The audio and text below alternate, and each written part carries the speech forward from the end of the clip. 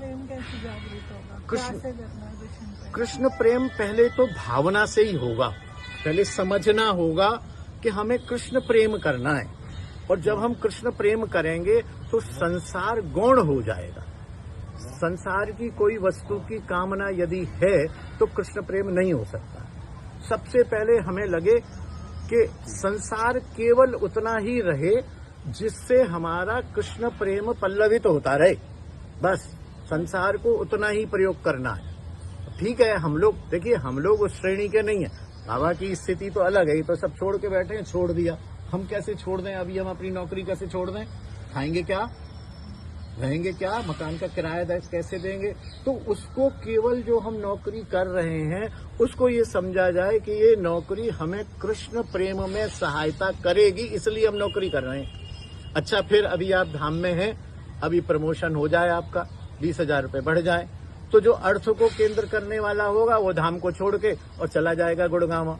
अभी कल परसों मेरे को पता चला, हमारी कॉलोनी में एक मैनेजर है बैंक के, उनसे कहा गया तुमको वृंदावन से अलीगढ़ भेजा जा रहा है। बोले मैं नहीं जाऊंगा। नौकरी छोड़ दो, छोड़ दी, नौकरी छोड़ दी, दूसरे बैंक में ज्वाइन कर दी। यहाँ मैनेजर थे, वहाँ क्लर्क की ज्वाइन कर ली, 10,000 कम ज्वाइन कर ली। तो ये है ना, उनका केंद्र कहाँ है? वृंदावन वास। उसकी कीमत चुकानी पड़ेगी। तुम ये कहो कि मैं वृंदावन वास भी करता रहूं और मैं मैनेजर से अब सीनियर मैनेजर बन जाऊं, नहीं चलेगा, छोड़ना पड़ेगा। तो कृष्ण प्रेम के लिए पहले तो ये फिलॉसफी समझनी है कि हमें संसार की कोई वस्तु कृष्ण से नहीं मांगनी है। संसार की उतनी मांगनी है जिससे कृष्ण प्रेम कंटिन्यू रहे, बस कृष्ण प्रेम हम करते रहें। और कृष्ण प्रेम के साधन हैं, संत बताएंगे, ग्रंथ बताते हैं, प्रवचन बताते हैं, संतों का संग बताता है।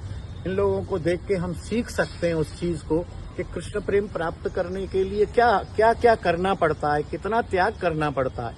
कृष्ण प्रेम ऐसे नहीं होता है जैसे आजकल लोगों में भ्रम है कि हम तो बहुत प्रेम करते हैं। कुछ प्रेम नहीं करते हैं, कुछ प्रेम नहीं करते हैं। कृष्ण कैसे दे सकते हैं?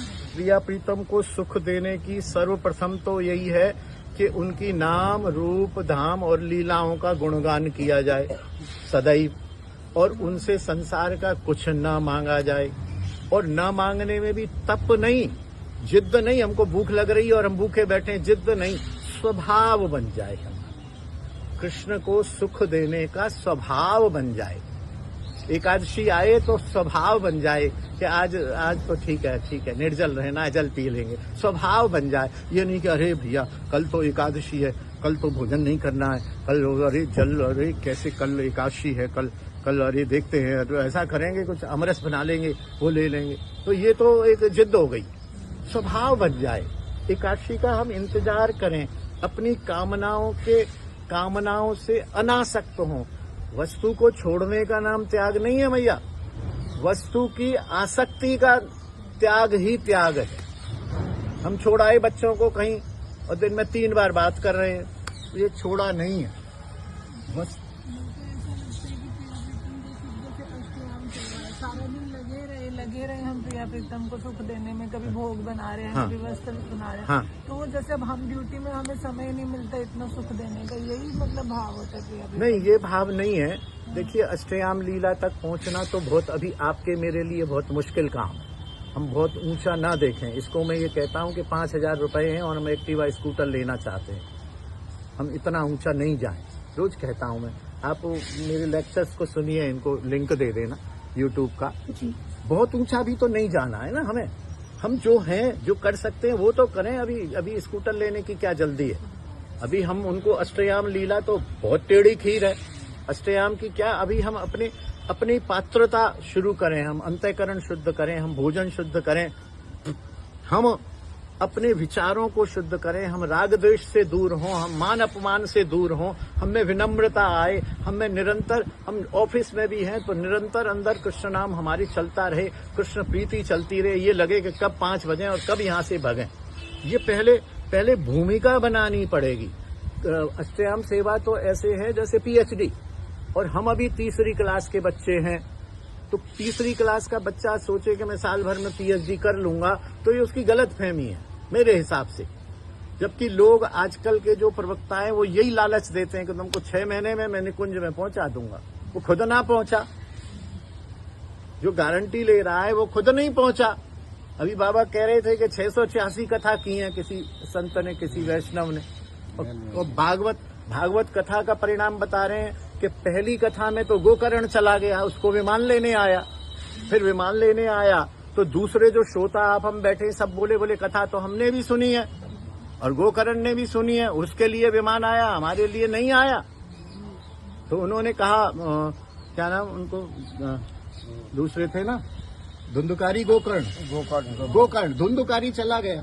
गोकर्ण ने कहा देखो उसको अपने उद्धार की चिंता थी, इसलिए उसने जिस ध्यान से कथा सुनी है वो सब आपने नहीं सुनी है।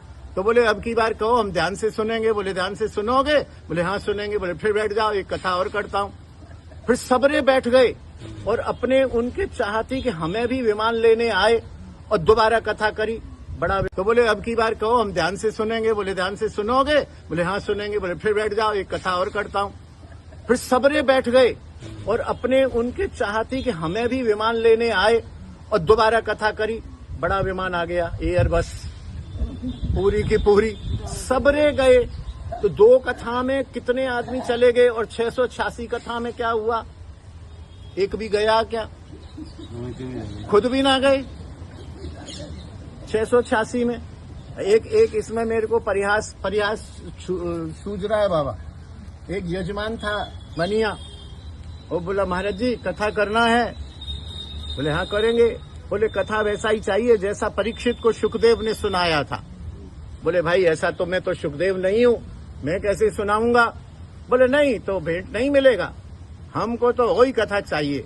बोले देख परीक्षित 7 दिन बैठा रहा था जल वल छोड़ के, कि नहीं वो तो छूट दे दीजिए, हम तो कलयुग के प्राणी हैं, तो जल वल तो पी लेंगे, बीच में थोड़ा भोजन भी कर लेंगे। बोले चलो दिया, तो लेकिन कथा वैसी ही चाहिए सुखदेव जैसी। बोले ठीक है, फिर मैं कथा सुखदेव जैसी कर दूंगा और तुम परीक्षित बनोगे। बोले हाँ। तो बोले फिर कथा के अंत में परीक्षित की जो स्थिति हुई वही तुम्हारी हो जाएगी, शरीर छूट जाएगा, नाग आएगा। अरे बोले नहीं महाराज, नहीं बिल्कुल नहीं भैया वैसी कर दो साधारण वाली। सुखदेव जैसी नहीं चाहिए, सुखदेव जैसी करोगे तो जैसे परीक्षित। पहले बोले जब मैं सुखदेव बनूंगा तो तुमको भी परीक्षित बनना पड़ेगा। तो परीक्षित को नाग आया और परीक्षित चला गया, नित्य लीला में चला गया। तो तुम भी तैयार हो जाओ और साइन फाइन कर दो सब रजिस्ट्री फजिस्ट्री पर। बोले महाराज तुम कृपा करो, वैसे ही सुना दो, सस्ती वाली हल्की वाली सुना दो। तो कथा कहने वाला कहना नहीं चाह रहा है और सुनने वाला सुनना नहीं चाह रहा। ये कलयुग में माया है। उसको ज्ञान तो है, वो ज्ञान दे रहा है। पंडित वही जो बाबा ने शुरू किया, पंडित वही जो गाल बजावा मेरी जैसे, करना धरना कुछ नहीं, अच्छी बातें बनाना, माया को त्यागो। बोले प्रभु माया तो त्यागे, क्या करें उसका? बोले मैं हूं ना, मुझको दो कुटिया में। धीर समीर किस लिए बनाया है? मुझको दो, तुम त्यागो। मुझको दो। तो इसलिए क्या है कि न कथा कहने वाले हैं तो वही हैं, आर्त हैं या जिज्ञासु हैं या अर्थार्थी हैं। ज्यादातर अर्थार्थी हैं। कथा क्यों कह रहा है? बोले 25 लाख देगा तो कथा करूंगा। बोले महाराज 20 हैं तो बोले किसी और से करा लो। ये कोई कथा है? ये कोई कथा है? अरे मैं कथा करूंगा, तुम सुनना, जो हो श्रद्धा सहित एक तुलसी पत्र दे देना, 100 दे देना, 1000 दे देना, 500 दे देना, कोई बात नहीं है। लेकिन ना पहले तय होगा, फिर उसमें भी ये होगा कि इस 25 लाख में एक दिन हम तुम्हारी भजन संध्या कराएंगे। किससे कराओगे? इससे कराएंगे। बोले नहीं प्रभु इससे कराओ। तो बोले इसके 7 लाख रुपए एक्स्ट्रा देने पड़ेंगे। क्या हो रहा है? इसीलिए देखिए सुखदेव जी ने एक ही कथा करी, कितने उद्धार हो गए, और आज हम कितने 1000 साल बाद भी उनका गुणगान कर रहे हैं। और आज जो है मेरे ख्याल से भारत में शायद मेरे अनुमान से एक दिन में कम से कम 1500 कथा रोज हो रही है। 10,000 हम जैसे ठूंठ के ठूंठ बैठे हुए हैं, कुछ हो नहीं रहा, कुछ नहीं हो रहा। तो इसलिए श्रद्धा सहित, प्रेम सहित, केंद्र में कृष्ण सुख कृष्ण सुख का भी मैया आप जो पूछ रही हो, आपके दिमाग में भी प्रश्न नहीं आया। मेरे पास बहुत प्रश्न आते हैं। बोले कृष्ण तो स्वयं सुख स्वरूप है, उनको हम सुख कैसे देंगे? है क्या नहीं? प्रश्न आ सकता है। बोले हम किस खेत की मूली हैं जो कृष्ण को सुख देंगे? कृष्ण तो सुख सच्चिदानंद घन स्वरूप है।